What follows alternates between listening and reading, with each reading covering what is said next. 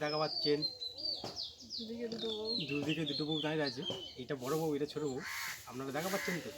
দেখুন, hello guys, দেখুন এরা মাঝে মাঝে টিকি ছেঁড়াছেড়ি করে।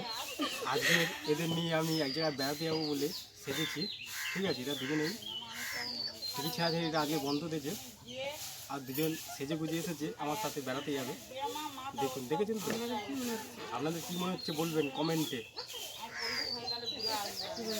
হ্যাঁ, বলছি এই যে আমাদের স্বামী, এই যে না দেখুন আমাদের দুজন, আমরা কত মিল, আমাদের কেউ বলবে না যে আমরা যাই যাই